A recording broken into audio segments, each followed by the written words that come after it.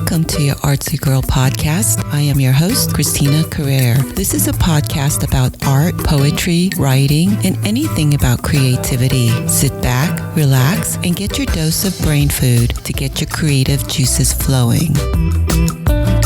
Welcome to episode 31. Today's featured guest is Kay Fabella. She is a lifelong overachiever who started reading at age 2, graduated high school at 16, and college at 19. Burnout forced Kay to reevaluate her own definition of success. She decamped for the support of family in Los Angeles and began a journey of healing. Along the way, Kay discovered how to create a life that was aligned with who she was, eventually leading her to create her dream life and business in Spain. The practices that Kay cultivated over the past 10 years to thrive post-burnout and manage her mental health eventually inspired her to write this book. Rewrite Your Story chronicles how Kay recovered from burnout and walks you through the practices she herself cultivated to begin to ask what success looked like on her terms and invites you to do the same for your life. Today, Kay operates her business as the story finder as a Filipina-American expat in Spain. Stories equal diversity equals inclusion equals social change, and it's Kay's mission to give underrepresented entrepreneurs a platform to grow their audience by leveraging the power of their stories. She's been featured in Fast Company, Thrive Global, Huffington Post, and Spanish language newspaper El País. Please welcome my next featured guest, Kay Fabella. Hi, Kay. Welcome to the show. Christina, thank you so much for having me. Well, thank you. And I have to say that you actually found me. And yes, how did you find out about your Artsy Girl podcast? It's so funny. I think there's a part of me was craving voices that were similar to my own experience as a Filipino-American. I think, and we'll dive into this in a bit later, but because I'm an immigrant myself now and I'm looking to hear voices like mine, I was starting to hear a lot of similar voices in the podcast I was listening to. I did a deep dive and I was like, there's got to be Filipino-Americans that are hosting podcasts. And I found yours and I was hooked. So thank you so much for existing. I'm a huge fan. Yeah. So how did you said you found it on iTunes and you did a general search on it? Yes, I did. The iTunes podcast library. It was magical. Wow. Well, I did not know. Well, I'm glad you found us out. And yes, this podcast is about primarily I do showcase women of color, people of color, underrepresented groups, and things like that. So I'm so glad you found us or me, because I say us is because the collective. It's a collective, yes. It's me and the featured writers, absolutely, and the artists. So before we delve into what you do and your work, I always ask my guests the same question. Where are you from and where did you grow up? So I'm originally from Los Angeles, California. I was born to Filipino immigrants 31 years ago now. Okay. And where I grew up, I was born in Buffalo, New York, because that's where my dad was getting his residency as a doctor in the States. Spent a quick stint in West Virginia. I don't really remember much of it, and moved to Los Angeles when I was 2 because my parents were like, our daughter is starting to sound like a redneck. Oh, no. Her accent is very strange. We should probably bring her closer to people that more diverse groups so she can have access to those resources. And we moved when I was 2, and my sister was born shortly after. So Los Angeles is where I hail from. Okay. Wow. So now tell me, you're a writer yourself?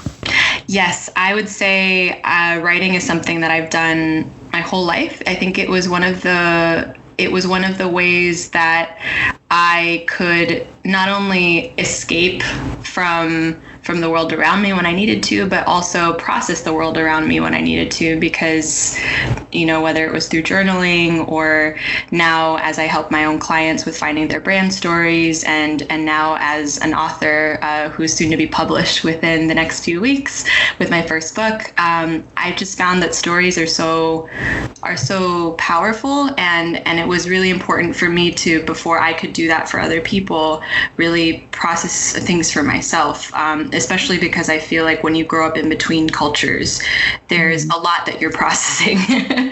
Yes. And you want to be able to find your own voice in how you want to operate and move through the world. And the easiest way to do that is through writing. So your book, is nonfiction, correct? Yes, it's nonfiction. Well, it is about more like a memoir, right? Yeah, it's funny. I've pitched it as a memoir meets how-to guide because because I don't know. I think I'm still now having gone through the process of turning what was started as a series of love letters to my younger sister into this book. I'm realizing that I have many more books within me. But I think when I was going through the process, because I was writing about my experience after burnout, and I was talking to my younger sister because she was in the midst of, or kind of at a crossroads for a career pivot, deciding to kind of go a more traditional route or strike it out on her own. And I remember her saying kind of flippantly, I think it's too late for me at her ripe old age of 26 or 27. Oh, no. We were having the conversation. I was like, no, I'm the self-proclaimed queen of pivoting. No, it's not too late for you. And it started as a series of love letters, writing to her from a place of, well, what did I do when I was diagnosed with clinical depression at 22? What did I do to work myself out of that? And because that's as I guess drastic of a pivot as you can imagine. And what were the steps that I took little by little to work my way out of that and find what I wanted and find who I wanted to be. And then it turned into a book. And so because some of that came through stories that I shared from my own experience, and some of that was literally recycled from, here's the things that I've done. And I guess it's the ate older sister in me that was like, oh, I want to give you action steps so that you have something that you can take with you and apply. So yeah, it's a memoir meets how-to guide. So how much older are you than her? 2.5 years. Okay. So now, did you always suffer from depression, or is it something that you just found out you had? Or I was just curious because, I mean, I think a lot of us can relate to that. Yeah, it's funny. I look back on it now, and I wasn't diagnosed with depression until I was 22, but I think it was symptomatic of many, many years of being a high achiever. And maybe part of that was cultural. A lot of it was self-imposed for myself. I think now I look back on it, and Michelle Obama has a beautiful way that she described it when she was going through her memoir, Becoming, this idea of you're just a serial box checker, like have to get the good grades, have to do well in sports, have to get into a good school, et cetera, and you just check the boxes without really even realizing who you're doing it for, even if it's not even imposed by your family. And I think there's the extra added layer of when you're the daughter of immigrants, you almost want to do your parents proud, like make their sacrifice worth it. Right. And so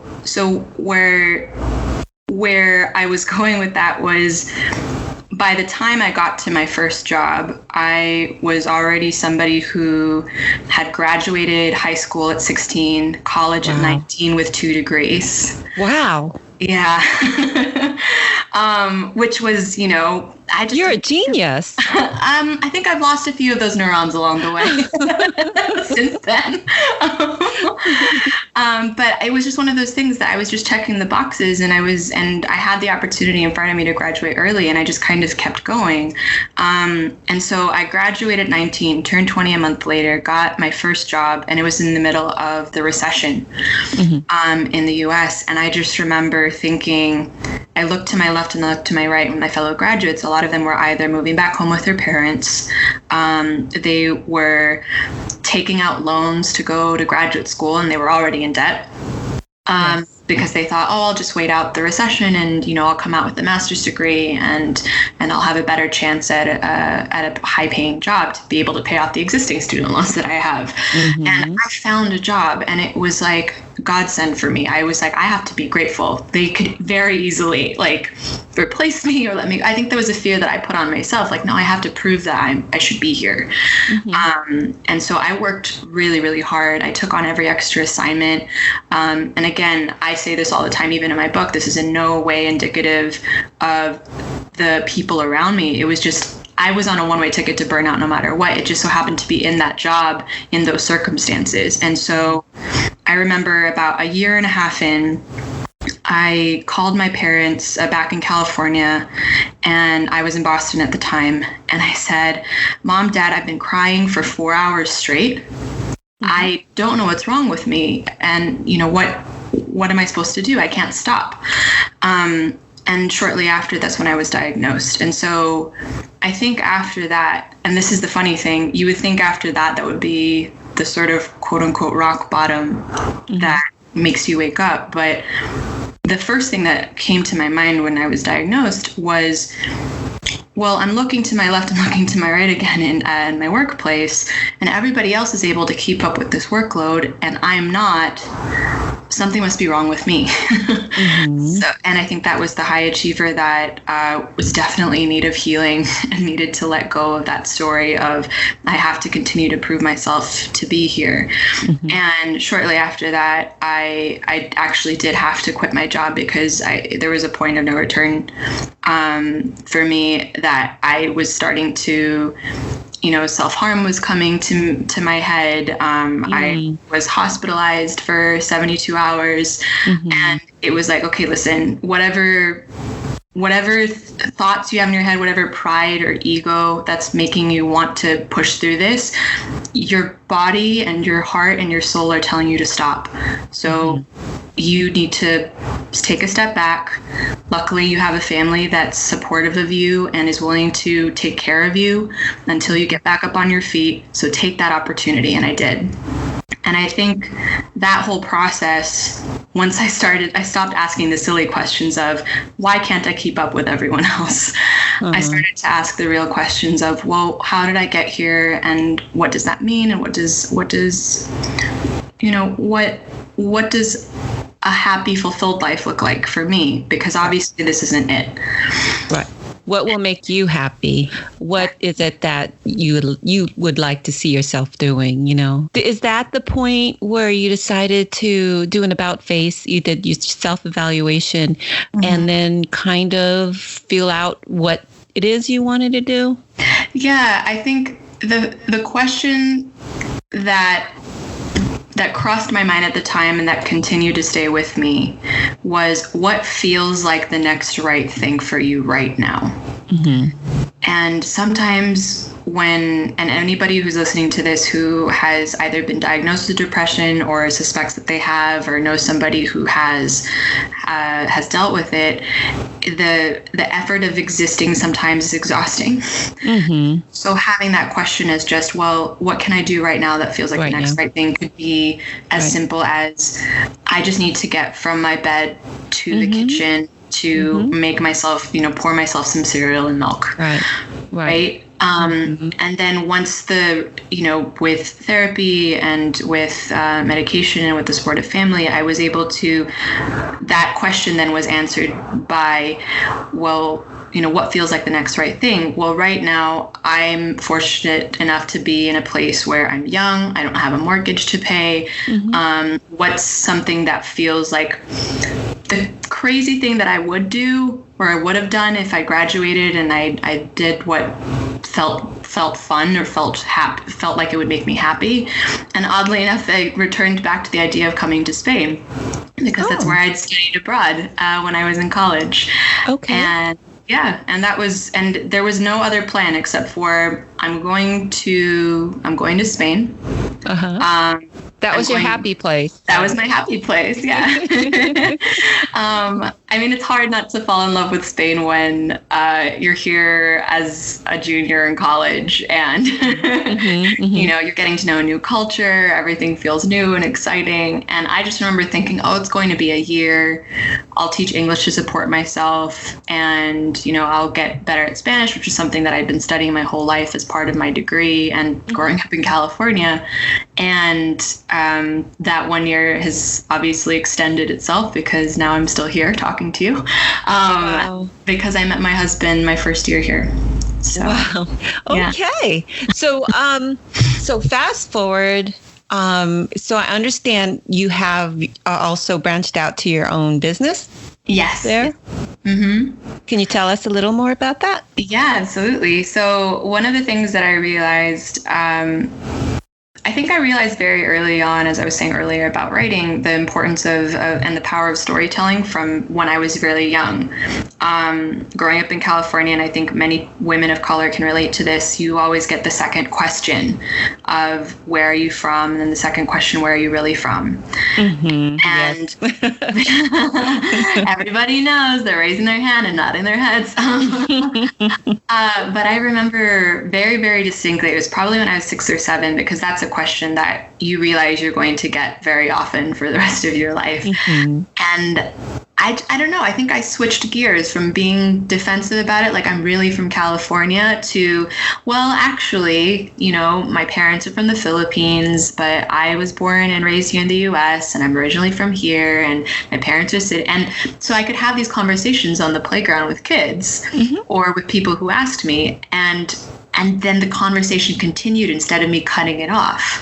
Right. And I was like, wow, how amazing is it that I, just by the power of sharing my story, I can connect to people and I can change people's minds and worldviews. And so that particular lesson stayed with me. And by the time that I came to Spain and was looking at opportunities to start my business, I realized when I was doing research for what I could do and what skills I could leverage, that the very same skill of helping people tell their stories was what brands were lacking at the time, because social media was on the rise and inbound marketing was still a very new thing. This idea of you have to draw your customers in conversation with you instead of shout at them to pay attention. And it just so happened, being in Spain, I'm being bilingual, I started, creating content originally for English speakers, and then I attended a workshop here in Spain with the Spanish marketing influencer. I didn't know that at the time, and she invited me to write a series of posts about storytelling as a field on her blog, and that post went viral. Wow. And I became the storytelling expert for the Spanish-speaking world for a few years, which was insane. My website was totally not ready. Like I had nothing in Spanish. My website collapsed from all the traffic. It was wow. It was crazy. But I realized that there was just as much of a need for brands in Spain, especially those now that I work with who want to reach English-speaking audiences and translate their message. Who still wanted to not lose the essence of the story. And now I'm in a position where I get to choose the brands that I work with. And I very much want to make sure that they're stories that are aligned ethically, that they're making some kind of positive impact, and wherever possible, because now I work mostly in English, occasionally in Spanish, but even still for an English audience, wherever possible, I want to use my superpowers for good by helping underrepresented leaders, underrepresented, whether they're women of color. I worked with a deaf client recently who was starting her online business. I've worked with women, everyone from, Black Americans to British Nigerians to Filipinas based in the Philippines, and that's kind of where I feel that I'm being called to now, because the longer that I've been in business, my realization has been that stories are important for visibility and representation. They're pretty much, what do you call that? Universal. Exactly. And how much we need, and at least, one of the reasons maybe we still get that question of where are you really from is because we don't have as many, leaders that we can reference or look up to then say, oh, but I'm just like that person. We're still a minority to outsiders. Yeah. So you fell into this haphazardly, like the representing the underrepresented groups. And it started in Spain when you did this? So yeah, I originally started in Spain. And I think over time, when I got to a position where I could choose the stories I wanted to work with, I realized that I could use my superpowers for good. Like I wanted to see more people like me, because especially in the online space that I was working in, it was very important for me to continue my education while I was building my business. And so I signed up for online courses, programs, sought out mentors, and I was looking around, and I often was the diversity in the groups that I was in, or I was the only woman of color in the groups that I was in. Interesting. So I just want to know, the makeup of Spain. So when you say I'm sure they have their underrepresented groups there as well, right? Yes. Mm-hmm. Very much so. So, and it's interesting too, because this has also been a lesson for me to see how each country and each country's history has to evolve on its own time frame. Spain has been under dictatorship as recently for 50 years, and Franco died in, I want to say, the 1970s. Mm-hmm. So they were an isolationist nation for a very long time. Mm-hmm. And so the idea of diversity and representation here is still very new. I think they're not at second or third generation, for example, Asian Spaniards or Black Spaniards or Latino Spaniards. They're really the last 20, 30 years have seen a rise in immigration. So that even has its whole set of challenges, because everyone's still quite sectioned off, and media and culture, if it wasn't for, I would say, a lot of things that are imported from the US, media and storytelling wise, they wouldn't really see that many other people or other examples of these groups. That's interesting, because, they are one of the colonialists. If you think back, Philippines, was colonized by Spain. You think about South America. Spanish speaking. A lot of countries are Spanish speaking countries because of Spain. Yeah. So, what are your current projects and future goals now? Well, it's interesting. As a lifelong writer, I never saw myself as an author until recently. So now that I have the first book under my belt, I'm realizing not only do I have a voice, but I have things that I want to say. And as I was saying to you earlier, my heart is feeling called towards helping women like us, women who still don't see themselves represented in many leadership spaces, in media, have our stories reflected back to us the way that maybe our counterparts or our non-minority counterparts have never really had to deal with. So whether that's through the clients that I now get to choose and work with, or I've definitely got another book in me around these topics, around especially the research that I've done recently on women of color owned businesses. On average, we are making almost $150,000 less per year than our non-minority counterparts. And how powerful. And that would be globally? That would be the U.S. Also? That's the U.S. right now. Okay. Yep. Yeah, but I'm trying to make it a global study to see what it looks like in other places, if that's indicative or reflective of, say, the UK or Australia or other places that women of color owned businesses are also on the rise as they are in the U.S. Because I think that, especially when I see writers, creatives, artisans, communicators or advocates. There are so many women whose causes tug at my heartstrings. And I know if they just had a larger platform, if they're shouting into a megaphone and no one's hearing them, or shouting into a microphone and no one's hearing them, I want to be the amplifier. I want their message to be heard by more people. And so whether that's through future books or this research study that I'm conducting right now, and I'm seeing where it goes, or just speaking to more women and seeing how I can help them get their message out there in a bigger way, that's where I feel most excited about moving forward. Well, that does sound exciting. In fact, you can help me out by just spreading the word that we're out here. Best believe that I have been. Awesome. So, okay, then what is the name of your current book that you said that's being published in a few weeks? Yes, so it's called Rewrite Your Story: How to Find Who You Are and Thrive After Burnout. Oh, okay. Okay, so and just to give us an example, or can you explain to us what burnout looks like?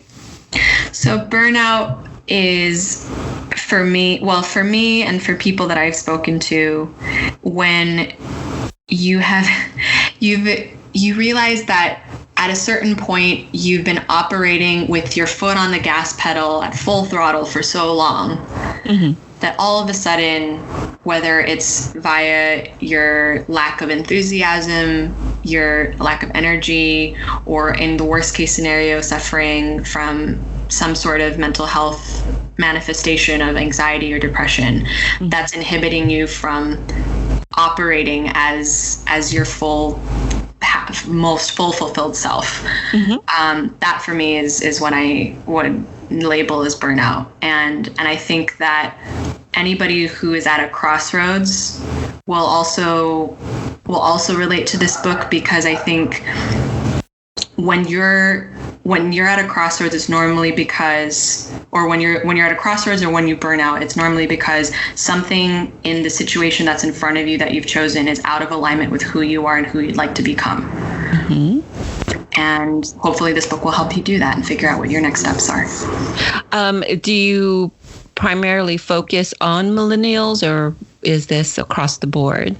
It's funny. I actually remember saying I wanted to speak to millennials like my sister and like myself, because I know that there was an article written about 7 or 8 months ago now at the time of this recording about millennial burnout being the most prevalent.